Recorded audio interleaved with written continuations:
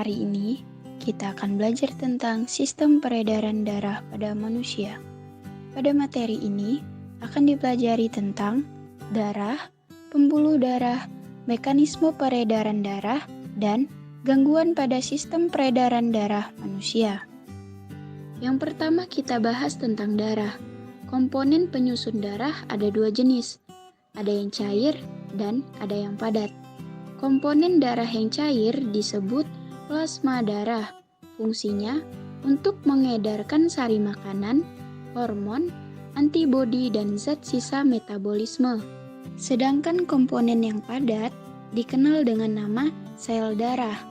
Ada 3 jenis sel darah, antara lain eritrosit atau sel darah merah, leukosit atau sel darah putih, yang terakhir ada trombosit atau keping darah. Eritrosit atau sel darah merah bentuknya bulat, cekung di bagian tengah atau disebut dengan bikankaf. Memiliki hemoglobin yang dapat membuat darah kita berwarna merah. Tidak punya inti sel, jumlahnya 4-5 juta per milimeter kubik darah. Dibentuk pada sumsum merah tulang, umurnya sekitar 120 hari. Setelah itu akan dihancurkan di hati dan limpa. Dan fungsi sel darah merah adalah untuk mengedarkan oksigen dan juga karbon dioksida ke seluruh tubuh. Sel darah putih atau leukosit bentuknya tidak tetap karena memiliki banyak jenis. Memiliki inti sel, jumlahnya sekitar 8.000 per milimeter kubik darah. Dibentuk pada kelenjar limfa dan berfungsi untuk melindungi tubuh dari infeksi kuman.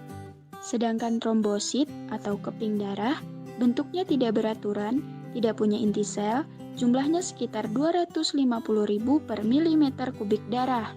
Dibentuk pada sumsum tulang, berperan untuk pembekuan darah atau menutup luka. Jika bagian tubuh kita ada yang terluka, maka trombosit akan langsung bekerja. Cara kerjanya adalah dengan memecahkan dirinya sendiri, sehingga akan mengeluarkan enzim trombokinase atau tromboplastin. Dengan adanya enzim tersebut dan dibantu vitamin K dan ion kalsium atau Ca2+, dapat mengubah protrombin menjadi trombin. Selanjutnya trombon dapat mengubah fibrinogen menjadi benang-benang fibrin, dan benang fibrin inilah yang dapat menutup luka kita. Nah, sekarang coba kita pegang bagian dada sebelah kiri. Adakah yang berdetak? Jadi, di bagian dada sebelah kiri terdapat jantung. Jantung berfungsi untuk memompa darah. Jantung dapat berkontraksi karena memiliki otot yang disebut miokardium. Jantung manusia memiliki 4 ruangan. Ada serambi kanan, serambi kiri, bilik kanan, dan bilik kiri.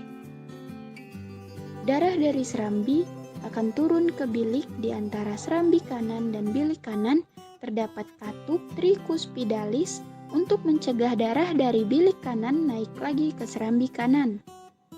Sedangkan di antara serambi kiri dan bilik kiri terdapat katup bikuspidalis untuk mencegah darah dari bilik kiri naik lagi ke serambi kiri.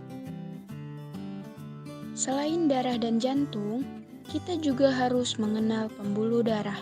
Terdapat 2 jenis pembuluh darah dalam tubuh kita, yaitu pembuluh darah arteri atau nadi dan pembuluh darah vena atau balik. Perbedaannya dapat kita lihat dari tabel berikut. Pada pembuluh arteri atau nadi, tempatnya agak sembunyi di dalam tubuh, dinding pembuluhnya tebal, kuat, dan elastis. Aliran darahnya meninggalkan jantung dan denyutnya terasa. Katupnya ada 1 pada pangkal jantung, dan jika kita terluka, darah yang keluar akan memancar. Sedangkan pada pembuluh vena atau pembuluh balik, tempatnya dekat dengan permukaan tubuh dan tampak kebiru-biruan, dinding pembuluhnya tipis dan tidak elastis. Aliran darahnya menuju jantung, denyutnya tidak terasa, katupnya banyak di sepanjang pembuluh. Dan jika kita terluka, darahnya tidak memancar atau hanya menetes saja. Selain ada pembuluh arteri dan vena, terdapat juga pembuluh yang paling halus dan merupakan persambungan antara arteri dan vena. Namanya pembuluh kapiler. Ada juga pembuluh aorta yang merupakan pembuluh arteri tapi ukurannya paling besar. Sedangkan arteri yang ukurannya paling kecil dikenal dengan arteria. Untuk pembuluh vena, ada yang ukurannya juga paling besar disebut vena cava. Dan ada juga yang ukurannya paling kecil disebut venula. Peredaran darah manusia disebut peredaran darah ganda karena dalam satu kali beredar, 2 kali melewati jantung, yaitu melalui peredaran darah kecil dan peredaran darah besar. Peredaran darah kecil berlangsung dari jantung ke paru-paru kembali lagi ke jantung. Karena alirannya singkat, maka disebut peredaran darah kecil. Sedangkan peredaran darah besar berlangsung dari jantung ke seluruh tubuh kembali lagi ke jantung. Nah, agar lebih jelas, mari perhatikan skema berikut ini. Pada peredaran darah kecil, darah mengalir dari serambi kanan jantung ke bilik kanan jantung. Selanjutnya, dibawa oleh pembuluh darah arteri pulmonaris menuju ke paru-paru, kemudian disalurkan lagi oleh pembuluh darah vena pulmonalis ke bagian serambi kiri jantung, sedangkan pada peredaran darah besar, darah akan dipompa dari serambi kiri jantung menuju ke bilik kiri jantung. Kemudian, darah akan dibawa oleh pembuluh darah aorta menuju ke seluruh tubuh. Nah, di pertengahan terdapat pembuluh kapiler yang fungsinya sebagai tempat pertukaran antara oksigen dan karbon dioksida.